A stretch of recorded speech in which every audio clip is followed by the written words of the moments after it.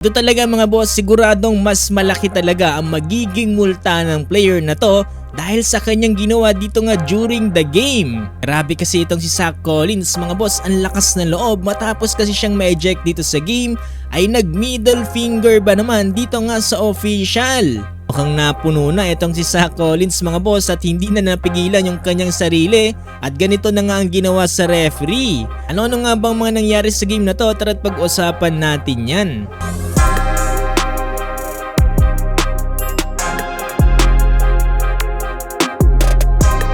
At eto mga boss, another Jaylen Brown content na naman dito kasi sa naging laban kanina ng Boston Celtics kontra nga dito sa Milwaukee Bucks.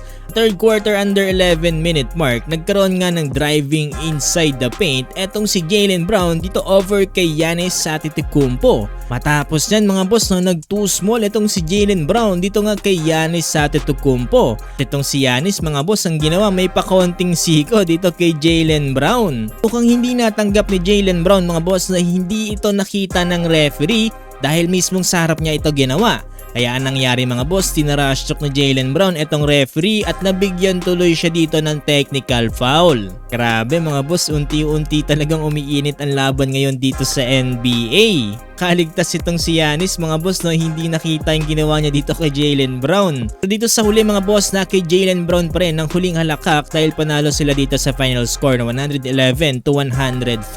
Nanguna nga pala para dito sa Boston Celtics itong si Jason Tatum with 34 points at Jaylen Brown 25 points. Damian Lillard 31 points, Giannis 30 points. So dito na tayo mga boss sa naging laban ng San Antonio Spurs kontra nga dito sa Sacramento Kings. Under 10 minute mark kasi mga boss sa second quarter, lamang ng isang puntos ng Spurs. Nagkaroon nga dito ng contact itong si Sabonis at itong si Zach Collins dito sa ilalim. Dahil dyan mga boss, inatawagan ng ikatlong foul itong si Zach Collins dito sa second quarter pa lamang. At mukhang hindi yan natanggap ni Zach Collins mga boss. Dahil nga dyan mga boss, no, pinagmumura niya itong official habang naglalakad naman yung referee papalayo sa kanya.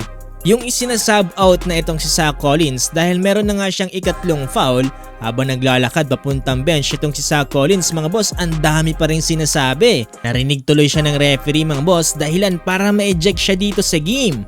At sa sobrang pagka-frustrate nga dyan mga boss si Zach Collins ay nag-middle finger siya dito sa official.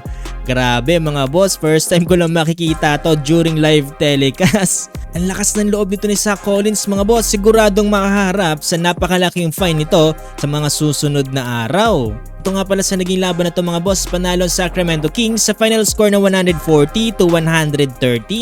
Ang una sa Kings dito si DeRozan with 23 points samantalang may tig 22 points naman si Sabonis, Fox at si Malik Monk. Para naman dito sa San Antonio Spurs hindi nakapaglaro si Victor Wembanyama at nanguna nga dito si Julian Champagnie with 30 points.